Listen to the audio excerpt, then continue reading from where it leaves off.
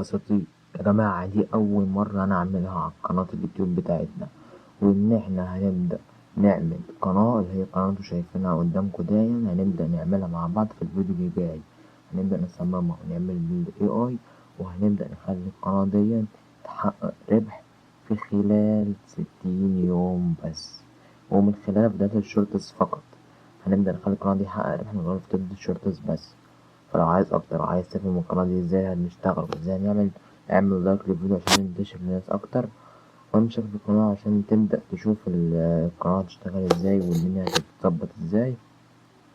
وتعالى افهمك شوية حاجات كده اساسيات هنعملها في القناة عندنا، عشان الحاجات دي مهمة جدا انت لازم تعرفها، عشان لو انت عايز تبدأ زينا ونبدأ معانا فيبقى انت مجهز نفسك. اول حاجة، لو مثلا الفيديو ينزلك مثلا النهاردة او بكرة، وممكن هقولك شوية ادوات تجهزها معاك، اعمل حسابات فيها وظبط الدنيا عشان نبدأ مع بعض.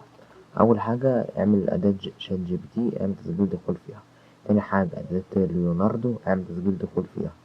تمام، الاداتين دول لازم تظبطهم، عشان شات جي بي تي هتجيب السكريبت، وليوناردو هنجيب الصور. وهنجيب أداة اسمها DID ديت اللي احنا هنحرك الصور بيها جنبها الفيديوهات.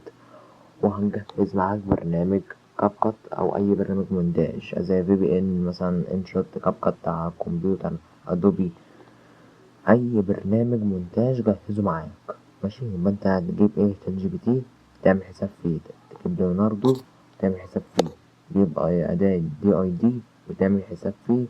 وبرضو حاجة رقم 4، تجهز برنامج مونتاج احترافي معاك، تكون انت متعلمه وانت شغال عليه قبل كده.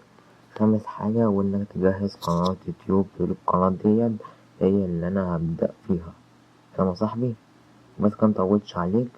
ان شاء الله الفيديو بيجهز، يعني الفيديو بيتصور دلوقتي ان شاء الله. وبس كده عشان مطولتش عليكم الصحاب، اشوفكوا الفيديو الجاي.